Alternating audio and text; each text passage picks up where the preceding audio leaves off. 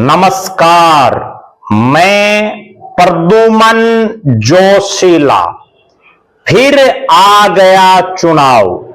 जी हां, एक बार फिर से मतदाता चुनेंगे अपनी पसंद के उम्मीदवार को।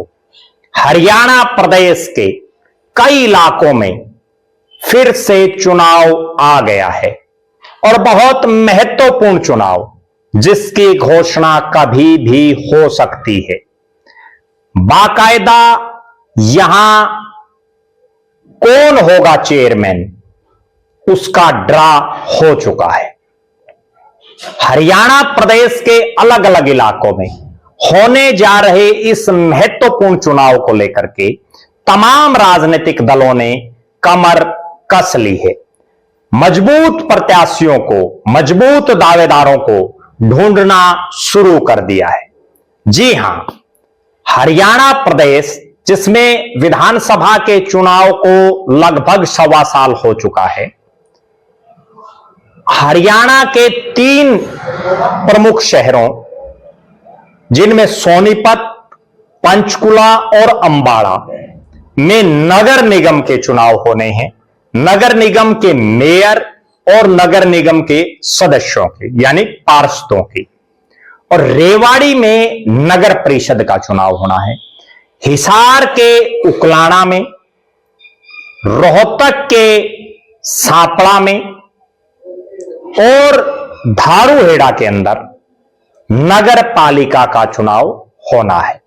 तमाम इलाकों में भावी दावेदारों ने, भावी प्रत्याशियों ने जनसंपर्क शुरू कर दिया है।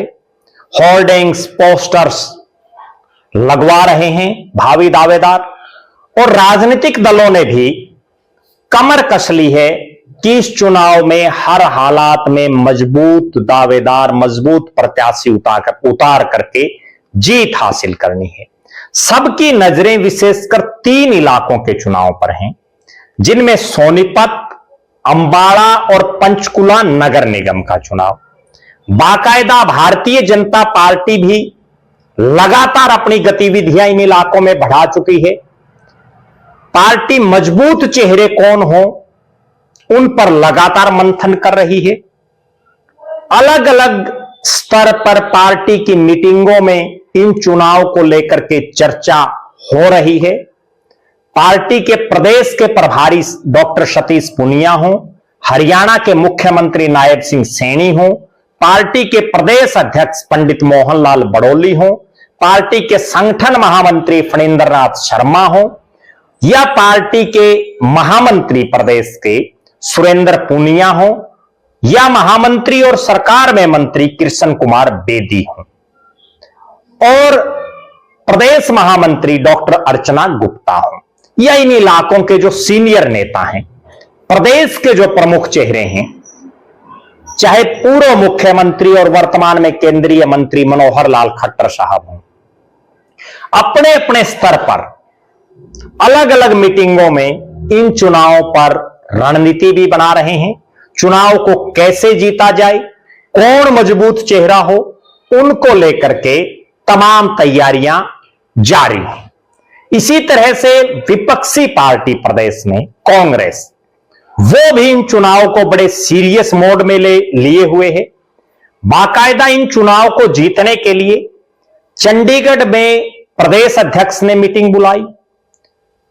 पूर्व मुख्यमंत्री चौधरी भूपेंद्र सिंह हुड्डा के लिए भी यह चुनाव बड़ा प्रतिष्ठा का सवाल है, और कांग्रेस ने इस चुनाव को कैसे जीता जाए, उसको लेकर के मजबूत चेहरों पर अपनी निगाहें अभी से पहले टिका दी हैं।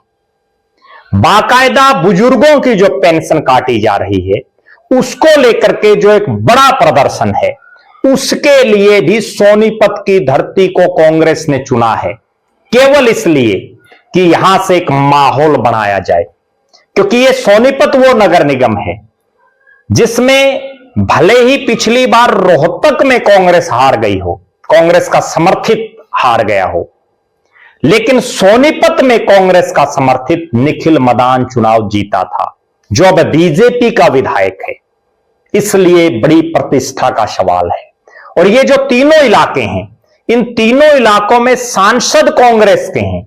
इन तीनों इलाकों में कुमारी शैलजा का अंबाला और पंचकुला में और चौधरी भूपेंद्र सिंह हुड्डा का सोनीपत में वर्षों से एक प्रभाव रहा है।